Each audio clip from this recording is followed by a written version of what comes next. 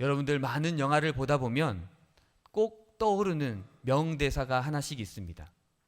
영화 봄날은 간다 라는 영화의 명대사가 하나 있는데요. 제가 한번 해보겠습니다. 어떻게 사랑이 변하니? 사랑하는 성도 여러분, 남녀 간의 사랑이 변할까요? 대답을 잘 하셔야 됩니다. 혹시 옆에 남편이 있거나 아내가 계시다면 잘 대답하셔야 됩니다. 어떻게 사랑이 변할 수 있습니까? 그런데 한 결혼 정보회사에서 미혼 남녀 1000명을 대상으로 설문조사를 하였습니다. 그 설문지에 문항 중 이런 문항이 있는데요. 사랑에도 유효기간이 있습니까? 라는 질문을 드렸습니다. 네. 여기에 대답을 이렇게 했습니다. 남자는 67%가 네, 있습니다. 여성은 47%가 있다라고 대답했습니다. 남자가 좀 더 많죠. 네. 혹시 여기 계신 성도님들 이런 생각을 가져본 적 있으신가요? 아니면 요즘 세대가 이래서 이렇구나, 요즘 세대라서 그렇구나 라고 생각하십니까?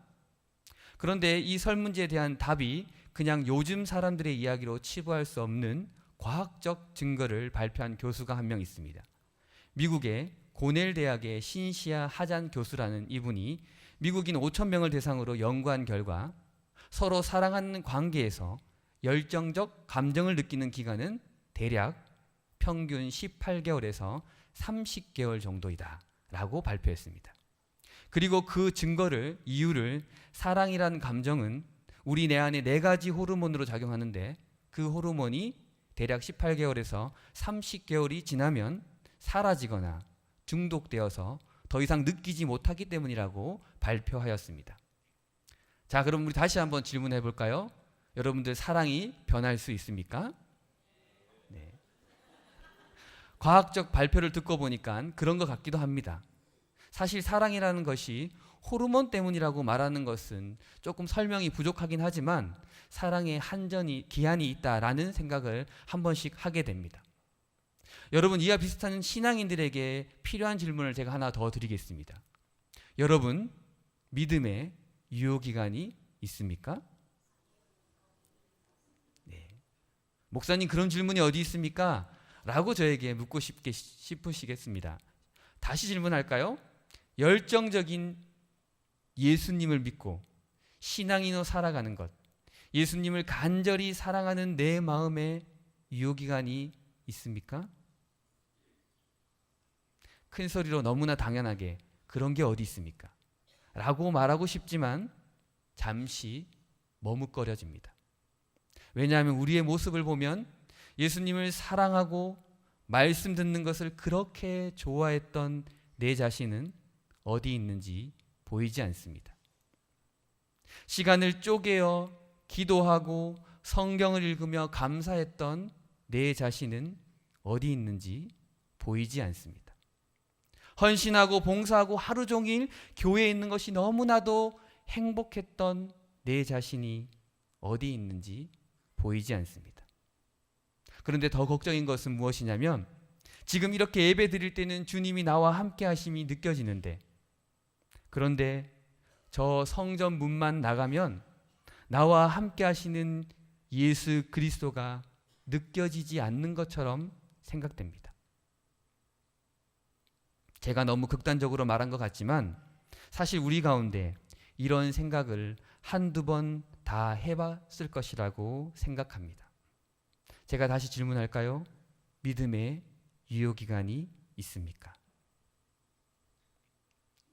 오늘 말씀은 귀신 들린 아이를 예수님께로 데려온 믿음이 부족한 아버지, 그리고 귀신 들린 아이를 치유하지 못한 믿음이 부족한 제자, 그리고 이 모든 사건을 해결하신 예수님이 등장하고 있습니다. 말씀을 보면 예수님께서 3명의 제자를 데리고 변화산으로 간 사이 지상에 남아있는 제자들에게 귀신 들린 아들과 그 아들을 치유하기 위해 예수님을 만나러 온 아버지가 찾아옵니다. 그 아버지는 예수님께 가기를 원했습니다. 예수님이 우리 아들을 치유하기를 원했습니다. 그런데 예수님이 계시지 않았습니다. 그래서 제자들에게 부탁을 했던 것이죠. 제자들은 할 수 있을 것이라고 생각했습니다. 왜냐하면 지난번에 해봤기 때문이죠. 당연히 할 수 있을 것이라 생각했습니다. 그러나 오늘 말씀을 보면 제자들은 그 귀신 들린 아들을 치유하지 못했습니다. 아마 제자들이 많이 당황했을 것이죠. 분명히 예수님께서 제자들에게 귀신을 제어하는 권능을 주셨고 자신들은 그 권능을 사용한 적이 있었기 때문입니다. 마가복음 6장 7절과 13절 말씀 우리 다 같이 한번 읽어보겠습니다.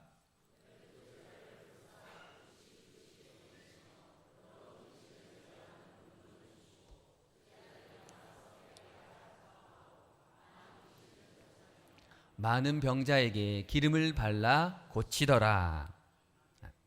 분명히 예수님께서 우리에게 능력을 주셨습니다. 그리고 그 능력을 사용하기까지 했습니다. 오늘 말씀을 보면 제자들은 그 능력을 지금 사용하지 못하고 있다라는 것이죠.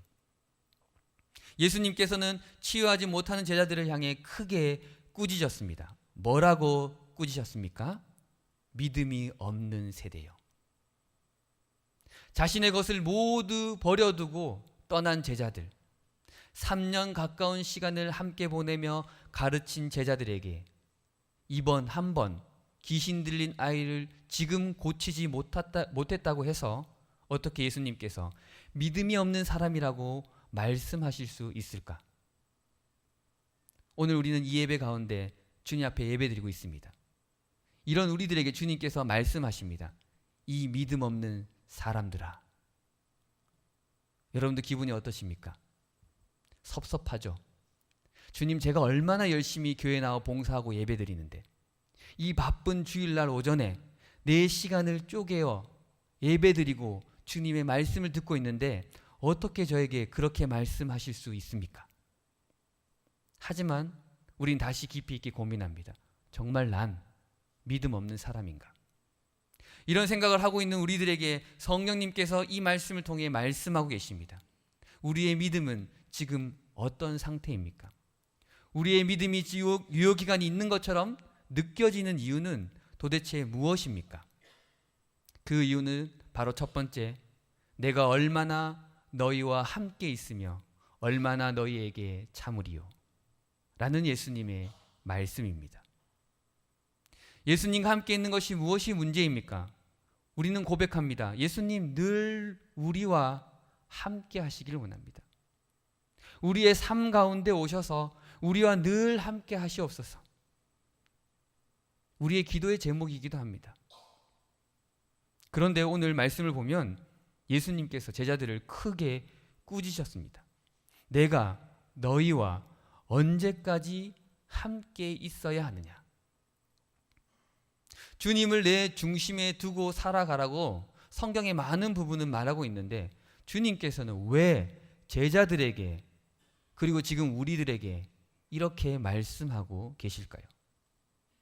그렇다면 예수님께서 함께 하라고 말씀하신 것과 지금 우리가 생각하고 있는 함께 있음이 다르다라는 것을 의미합니다.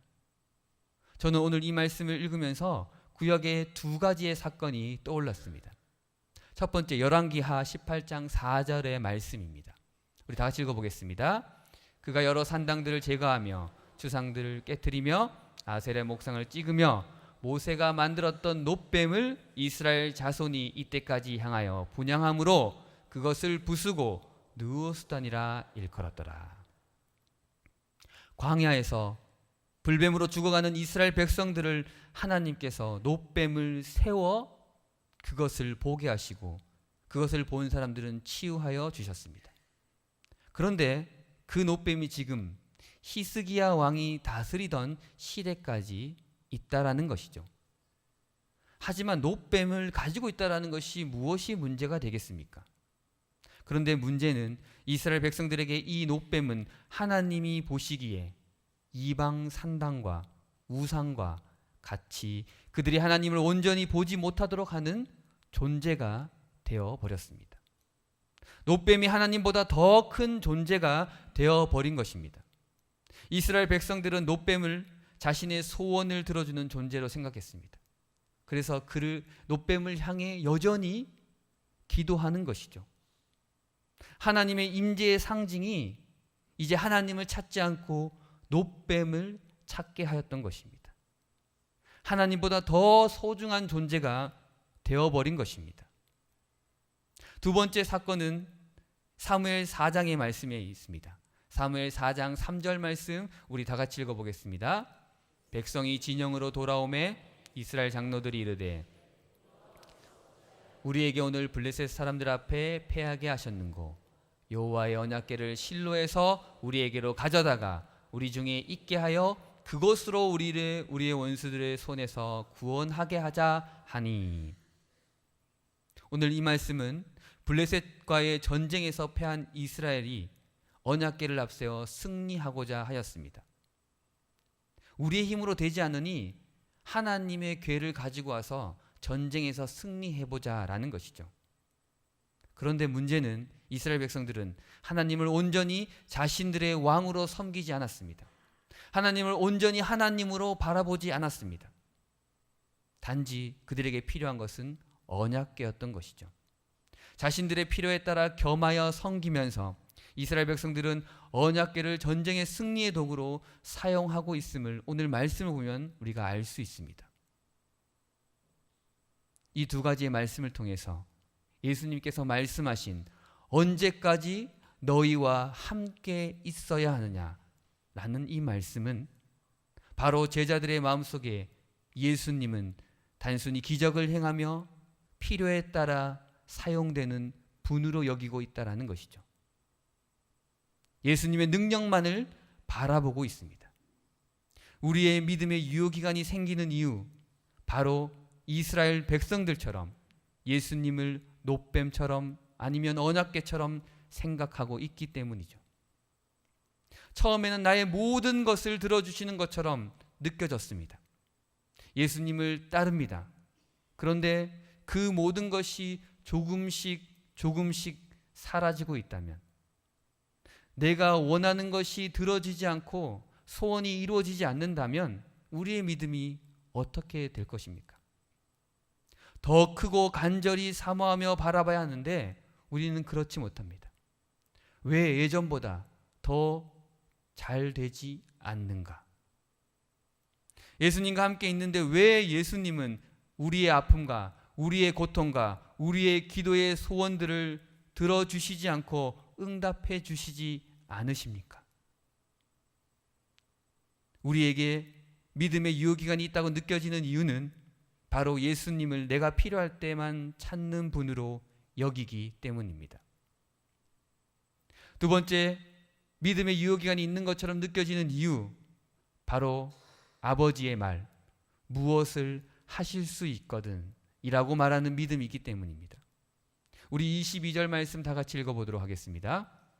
귀신이 그를 죽이려고 물과 불에 자주 던졌나이다.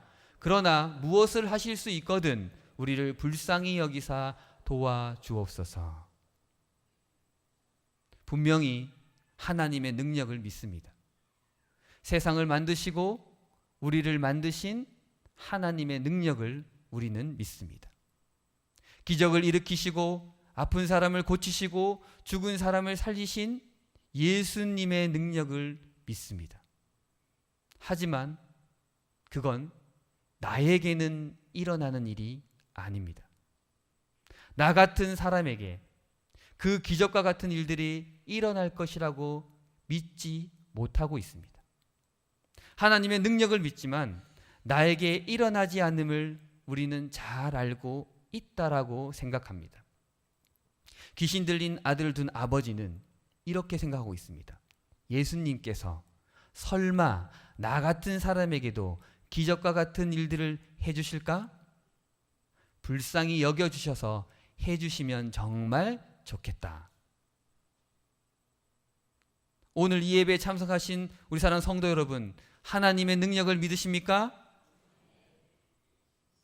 그렇다면 하나님께서 여러분들에게 그 기적과 같은 능력을 행하실 것을 믿으십니까? 그런데 우리는 우리를 향한 하나님의 사랑을 인정하지 못하고 있습니다. 예수님께서 그 아버지를 향해 꾸짖으셨습니다. 할 수 있거든이 무슨 말이냐? 믿는 자에게는 능히 하지 못할 일이 없느니라. 능력의 하나님을 믿으신다면 우리 모두는 그 능력을 나에게도 보여주시고 행하시는 하나님을 믿는 믿음을 가져야 합니다. 그것이 우리의 믿음이 더 성장해가는 방법이라는 것이죠. 하나님의 능력에 제한을 두는 것, 바로 우리의 믿음이 약해져가는 이유입니다. 하나님이 하시긴 하시지만 나에게는 못 하실 거야. 안 하실 거야. 왜냐하면 나는 그런 사람이기 때문이야. 예수님을 인격적으로 만나고 열심과 열정으로 신앙생활을 하였습니다. 하지만 지금 이 모습이 시간의 흐름에 따른 결과라고 생각하며 내 모습을 인정하려고 합니다. 그냥 그렇구나. 시간이 흘러서 내 믿음이 조금 약해졌구나 라고 생각하는 것이죠. 조금 미약하지만, 조금 부족하지만 우리는 분명히 믿음으로 살아가는 것처럼 생각하려고 합니다. 하지만 지금 우리의 모습을 보면 믿음이 없는 사람처럼 행동하고 있을 때가 너무나 많이 있음을 깨닫게 됩니다. 신앙생활을 문제가 있다면 그 필요에 따라 예수님을 부적처럼 생각하고 있습니다. 하나님의 능력을 믿지만 나에게는 해당되지 않는다라고 우리는 생각합니다. 그냥 그렇게 살아가는 우리들입니다. 하지만 여러분, 이런 상황 가운데 있는 우리들에게 주님께서 가만히 계시지 않으시고 계십니다. 주님께서는 오랜 시간 말 못하고 못 듣는 귀신에 들린 아들을 지금 치유하여 주셨습니다. 말 못하고 못 듣게 하는 귀신, 바로 그 아들의 상황이 우리의 상황입니다. 우리의 모습입니다. 그냥 어느 순간 복음을 말하지 않고 있습니다. 더 이상 복음을 깊이 있게 듣지 않으려고 합니다. 내가 알고 있고 내가 전하는 그 수준에 머물고 있다라는 것이죠. 이럴 때 주님께서 우리 가운데 오셨습니다. 그리고 기적을 일으키십니다.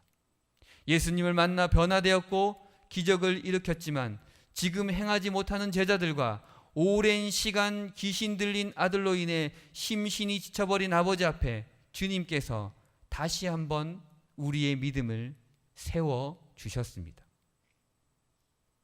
예수님께서는 귀신을 꾸짖으셨습니다. 그리고 귀신은 떠났습니다. 귀신이 나간 아이는 어떻게 되었습니까? 오늘 말씀에 보면은 모든 사람들이 목격하였는데 그 아들이 지금 죽었다라고 말하고 있습니다.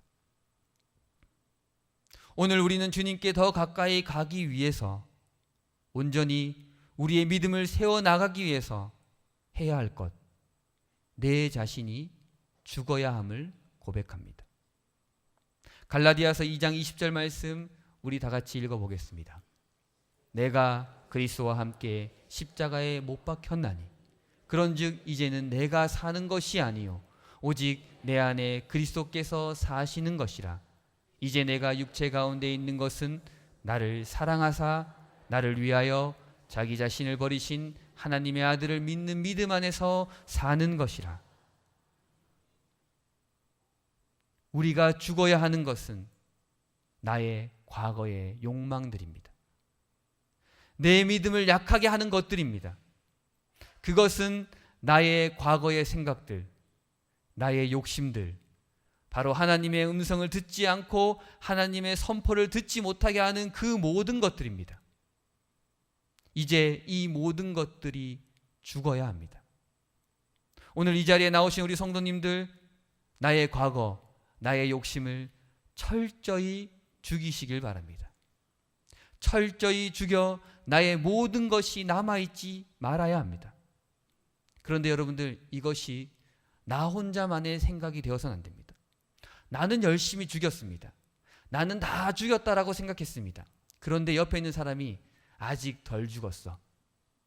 누구누구 권사, 누구누구 집사 아직 덜 죽었어. 그러면 여러분 덜 죽은 겁니다. 다른 사람이 죽었다 말해야 합니다. 오늘 말씀 보면 그 아들 주변에 있는 모든 사람들이 목격합니다. 그 아들 죽었다. 다른 모든 사람들이 죽었다고 말해야지 그때야 비로소 주님께서 우리 앞에 오신다라는 것이죠. 그리고 그런 우리들에게 주님께서 말씀하고 계십니다. 우리 27절 말씀, 주님의 말씀입니다. 예수께서 그 손을 잡아 일으키시니 이에 일어서니라. 사망 권세에 이기시고 부활하신 주님께서 우리의 손을 잡아 일으키십니다. 우리가 일어나는 방법, 우리의 믿음을 세워나가는 방법, 내 믿음이 지금 유효기간이 되은 것처럼 느껴질 때 우리의 믿음을 세우는 방법은 우리의 능력이 아닙니다. 오직 주님께서 우리의 손을 잡아주시고 일으켜 주셔야 가능합니다. 지금 우리의 손을 잡으시는 주님의 손길을 느끼시는 여러분 되기를 간절히 소망합니다. 귀신 들린 아들과 아버지는 예수님을 만나 그들의 모든 문제를 해결하고 떠났습니다. 바로 그들의 문제가 해결되었기 때문이죠. 믿음이 연약한 아버지는 예수님의 치유로 다시 믿음으로 사는 사람이 되었습니다. 하실 수 있거든이라고 말했던 그 아버지는 아들이 치유되는 것을 목도하고 믿음으로 나아갔을 것입니다. 아무것도 아닌 자신에게 손 내미시고 회복시키는 예수님을 직접 목도하였기 때문이죠.